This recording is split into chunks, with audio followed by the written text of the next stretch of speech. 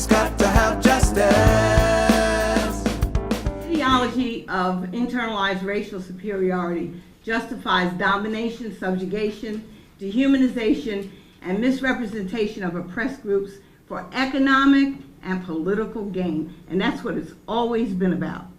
The justification for enslaving people was based on economics. The justification for making people seem inferior was based on economics. If you take from someone, you have to justify it in yourself. I want to talk a little bit about internalized racial oppression, because that is the piece that affects people who look like me, all right?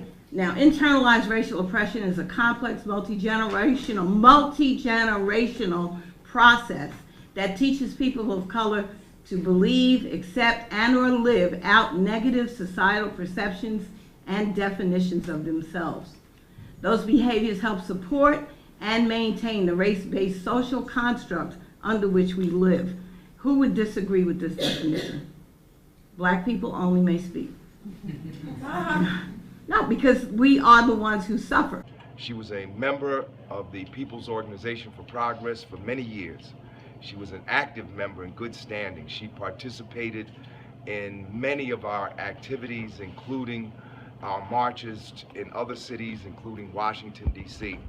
Nancy represented the People's Organization for Progress at the United Nations World Conference Against Racism in Durban, South Africa. She was a teacher here in Essex County, and she invited me to schools where she taught to speak to the students. So we're going to remember Nancy for all the positive work that she did in this community, and her memory will live on among us for a very, very long time. We will miss Nancy. We will miss her outspoken and feisty ways, but her memory will continue to inspire us to fight for justice. Long live the memory of Nancy Shakir. Nancy always met people where they were. She never judged. She never looked at anyone any differently, despite the fact that, Nancy, she was extremely educated, as we all know. So that was just one thing I truly admired and loved about her. And as you said, she wasn't like most people that came from up north that looked down on people here in the South and said, what in the world is wrong with these poor folks? Why can't they get it together? She just loved us, and as her niece said, Nancy was tough, she was brutally honest, but she was extremely loving with it all. Love you, Nancy. I had the pleasure of knowing Miss Nancy for a decade or so through our work together at Democracy North Carolina and her work with the Black Leadership Caucus, and I appreciate knowing Nancy. She was a teacher to me.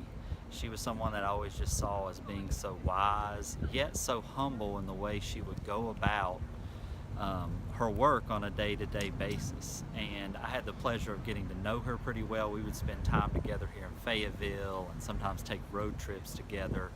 And I always learned from her, and I will always appreciate and treasure that. Thank you, Nancy, for all you did for me and for everyone else.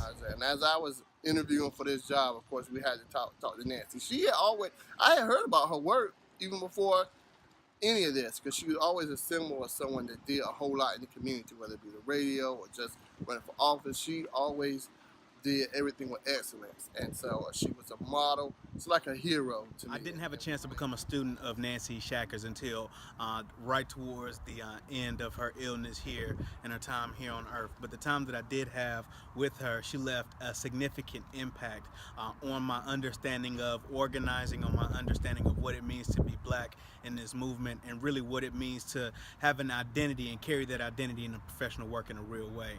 Nancy's light and her legacy was as bright as the impact that she left in this state. I can remember having an afternoon sitting under Nancy and just listening to different stories, getting different tidbits. She had a library full of books in her home and a library full of knowledge in her heart and in her head, and she was very willing and open to share that with folks. I will always remember and cherish the time that we had, as will this city, state, and definitely thank you, Nancy, for all that you gave us. I met Nancy Shakir as an organizer in Fayetteville with Democracy North Carolina, and I found her to be always supportive of Black women in particular, encouraging. She would always tell me what a good job I was doing, even if I didn't think that I was doing a good job. She would always lift us up, and she always had a good and kind word to say to you.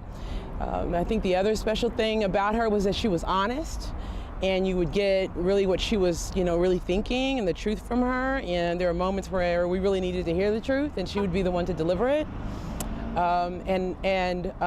She was always willing to collaborate and support. And so we'll miss her as a soldier in North Carolina.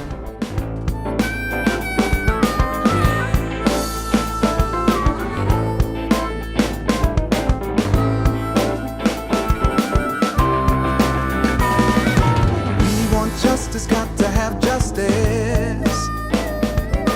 We want justice, got to have justice.